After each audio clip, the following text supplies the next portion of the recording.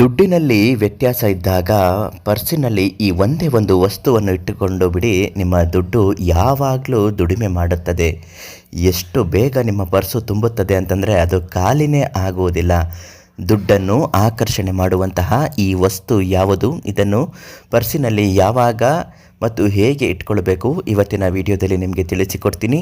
ನಿಮ್ಮ ಯಾವುದೇ ರೀತಿಯ ಸಮಸ್ಯೆಗಳಿದ್ದರೂ ಶೀಘ್ರ ಮತ್ತು ಶಾಶ್ವತವಾಗಿ ಪರಿಹಾರ ಆಗಬೇಕು ಅಂದರೆ ಈ ತಕ್ಷಣ ನೀವು ಪಂಡಿತ್ ಶ್ರೀ ಮಂಜುನಾಥ ಗುರುಗಳಿಗೆ ಒಂದೇ ಒಂದು ಕರೆ ಮಾಡಿ ನಿಮ್ಮ ಎಲ್ಲ ಸಮಸ್ಯೆಗೂ ಪರಿಹಾರವನ್ನು ಹೇಳುತ್ತಾರೆ.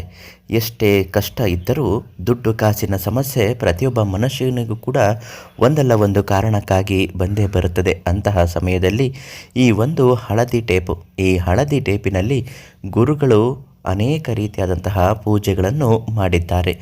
ಈ ಹಳದಿ ಬಟ್ಟೆಯನ್ನು ದೇವರ ಮುಂದೆ ಇಟ್ಟು ಸಾಕ್ಷಾತ್ ಮಹಾಲಕ್ಷ್ಮಿ ಅನುಗ್ರಹ ಆಗಬೇಕು, ಧನಲಕ್ಷ್ಮಿಯವರ ಪ್ರಾಪ್ತಿ ಆಗಬೇಕು, ಅಷ್ಟೈಶ್ವರ್ಯ ಲಕ್ಷ್ಮಿಯ ಸಿದ್ಧಿಯ ಒಂದು ಆಶೀರ್ವಾದ ಇದಕ್ಕೆ ಆಗಬೇಕು ಅಂತ ಪೂಜಿಸಿ ತಂತ್ರಿಸಿದ್ದಾರೆ.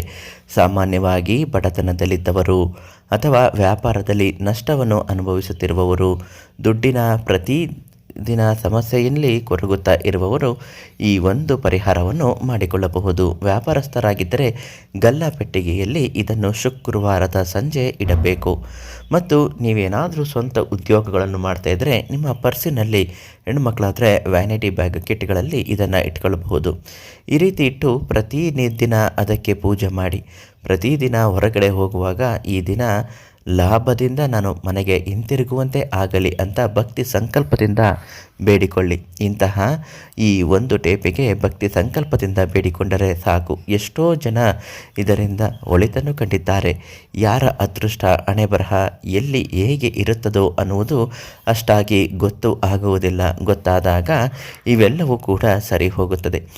ದುಡ್ಡು ಕಾಸಿನ ವಿಚಾರದಲ್ಲಿ ತುಂಬ ಸಮಸ್ಯೆ ಇದ್ದವರು ಪಂಡಿತ್ ಶ್ರೀ ಮಂಜುನಾಥ ಗುರುಗಳಿಂದ ಈ ಹಳದಿ ಟೇಪನ್ನು ಪಡೆದುಕೊಂಡು ಅದನ್ನು ಪರ್ಸಿನಲ್ಲಿಟ್ಕೊಳ್ಳಿ, ದೇವರ ಮನೆಯಲ್ಲಿಟ್ಕೊಳ್ಳಿ, ಅಥವಾ ವ್ಯಾಪಾರ ಮಾಡುವವರಾಗಿದ್ದರೆ ಗಲ್ಲಾಪೆಟ್ಟಿಗೆಯಲ್ಲಿ ಅದನ್ನಿಟ್ಟುಕೊಂಡು ಪ್ರತಿದಿನ ಪೂಜೆ ಮಾಡುತ್ತಲೇ ಬರಬೇಕು. ಈ ರೀತಿ ಯಾವಾಗ ಪೂಜೆ ಮಾಡುತ್ತೀರೋ ಆಗ ನಿಮ್ಮ ಕಷ್ಟಗಳು, ಸಮಸ್ಯೆಗಳು ಎಲ್ಲವೂ ಬಗೆಹರಿಯುತ್ತದೆ.